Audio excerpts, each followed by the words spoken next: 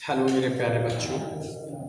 आज हम लोग जीव विज्ञान का नया लेसन शुरू करेंगे जिसका नाम है जगत मोनेरा का वर्गीकरण एवं प्रमुख लक्षण।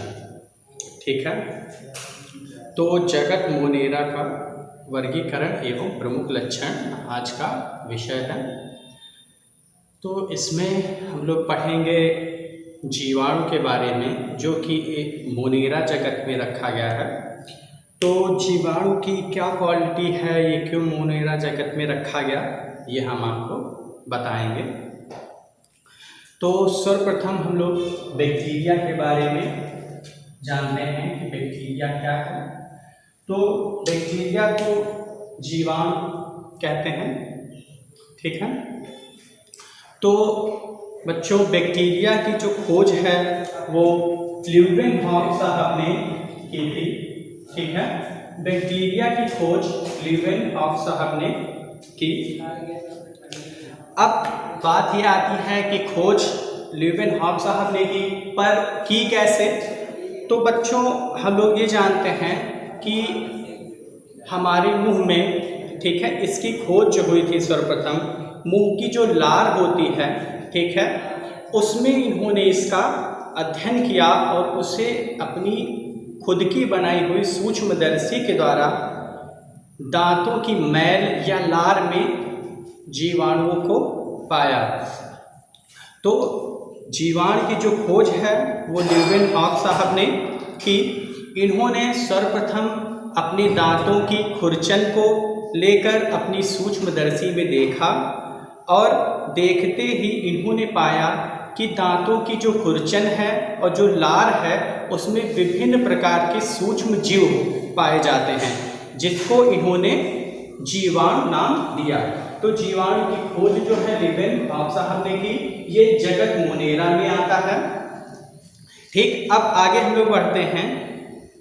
उन्होंने जो सूक्ष्म जीव देखा और कहा कि ये क्या हैं, बैक्टीरिया हैं, पर उन्हें अनेक सूक्ष्म जीव दिखाई पड़े।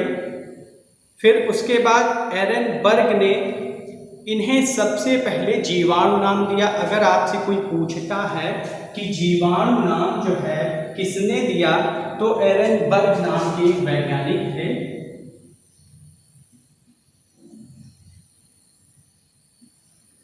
ठीक है, एरनबर्ग नाम के एक वैज्ञानिक थे जिन्होंने जीवाणु टर्म्स दिया, मतलब जीवाणुओं का जो नामकरण है वो एरनबर्ग साहब ने किया था। अब जीवाणु की खोज जो है ल्यूवेनहॉक साहब ने की, कहाँ की, दांतों की मैल में की। ठीक है, कहाँ की थी, दांतों की मैल में की। तो इन्होंने जो है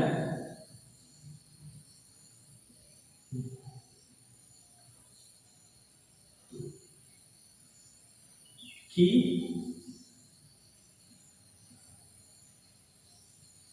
मैल में, ठीक। अब जो ल्यूवेनहॉक साहब ने की, उन्होंने दांतों की मैल में इसकी खोज की और जो जीवाणु है इसका जो नामकरण है वो एरनबर्ग साहब ने किया था। ये इतनी सी बात हुई। फिर ल्यूवेनहॉक को एक उपाधि दी जाती है।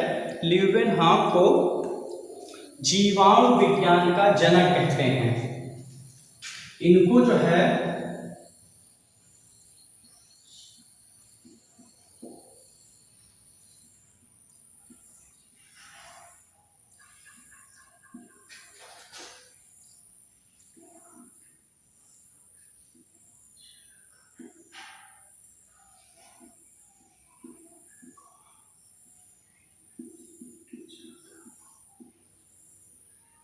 ठीक है,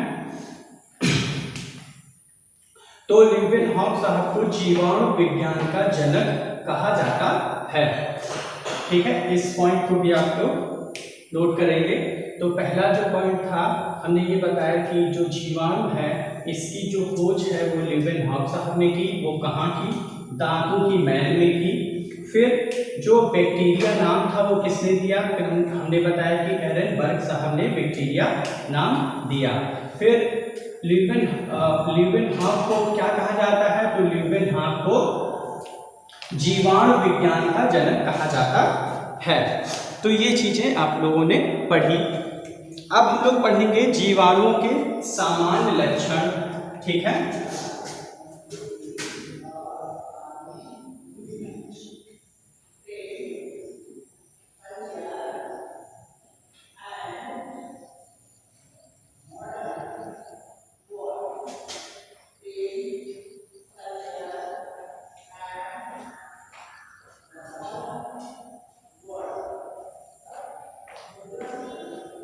ठीक है। अब हम लोग पढ़ेंगे जीवाणुओं के सामान्य लक्षण क्या होते हैं। हमने जीवाणु के बारे में जाना, जीवाणु की खोज किसने की, कहाँ की, जीवाणु नाम किसने दिया, ये हमने जाना। अब हम जानेंगे जीवाणुओं के सामान्य लक्षण क्या है। तो बच्चों, जीवाणु जो होता है, पहली बात ये अति सूक्ष्म होता है। ये क्या है, इसकी क्वालिटी क्या है? ये अति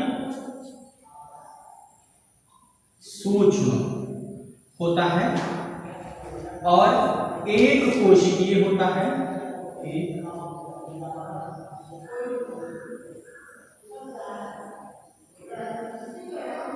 ठीक है, एक कोशिकीय होता है। ठीक है, क्या हमने बताया? जीवाणु के समान लक्षण में हमने बताया जो जीवाणु होते हैं वो अति सूक्ष्म होते हैं, एक कोशिकीय होते हैं। एक कोशिकीय का मतलब वन सेल। क्या? One cell. एक कोशिकीय का मतलब वन सेल, मतलब इनका शरीर सिंगल सेल पर डिपेंड करता है। ठीक बच्चों, और ये क्या होते हैं? ये सर्वव्यापी होते हैं। जीवाणु कैसे होते हैं? सर्वव्यापी। कैसे होते हैं? सर्वव्यापी होते हैं। ठीक, जीवाणु क्या होते हैं? जीवाणु जो होते हैं सर्वव्यापी होते हैं। ये हमने क्या बताया? इनके लक्षण। और भी इनके लक्षण हैं। ये कहाँ कहाँ पाए जाते हैं? तो ये पाए कहाँ जाते हैं? जीवाणु जो है पाए कहाँ जाते हैं? तो जल थल, ठीक है, जल थल, ठीक, या वायु में। ठीक है, तो ये जल थल वायु में या किसी भी वस्तु में। ठीक है, वस्तुओं में, दांतों की लार में, दांतों की लार में। ठीक है, तो अगर हमसे कोई पूछता है जीवाणु कहाँ पाए जाते हैं, तो हमसे बताएंगे जल थल वायु में तथा वस्तुओं में, दांतों की लार में। ठीक है, जीवाणु पाए जाते हैं। फिर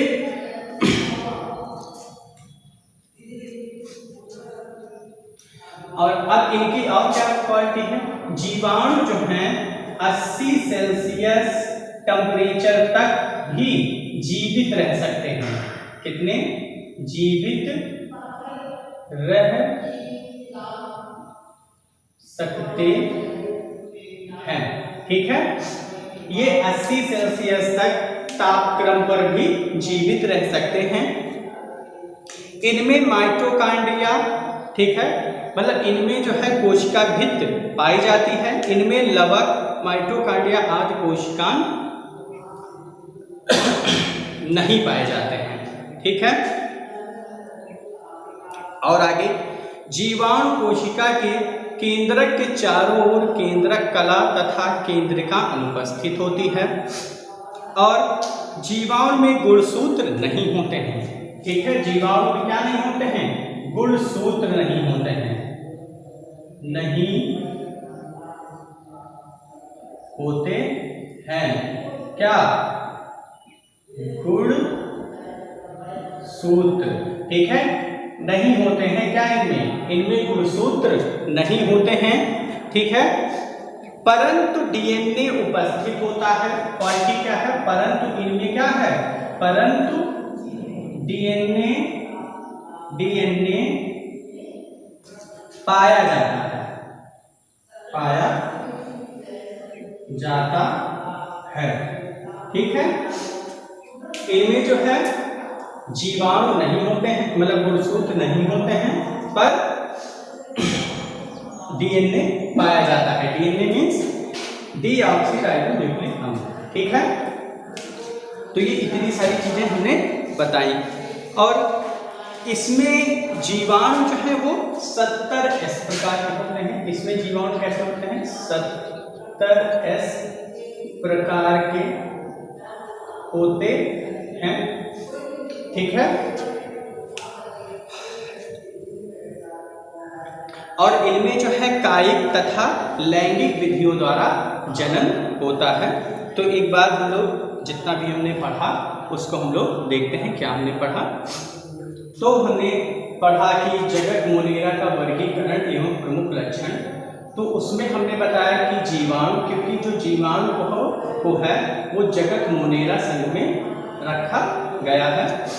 अब फिर हमने बताया कि जीवाणु की जो खोज है वो ल्यूवेनहॉक साहब ने दांतों की मैल में की थी।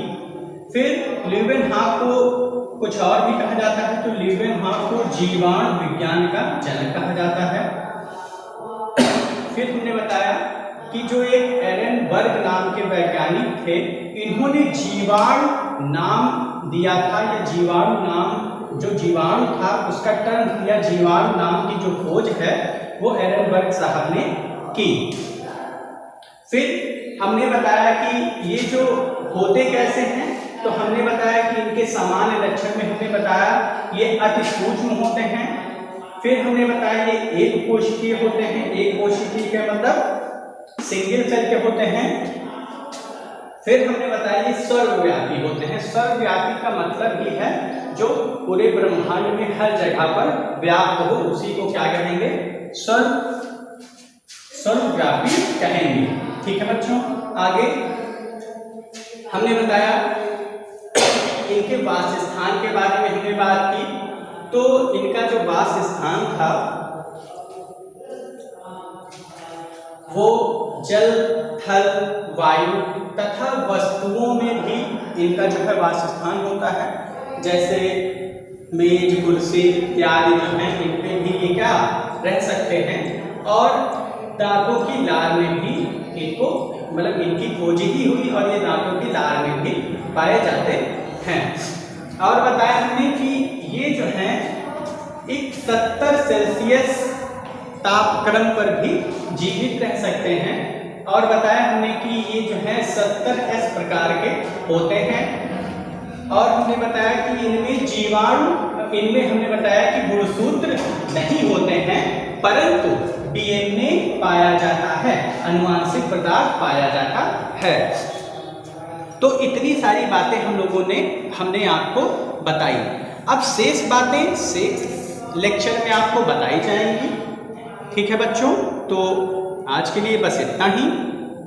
थैंक यू, अच्छे से पढ़ें।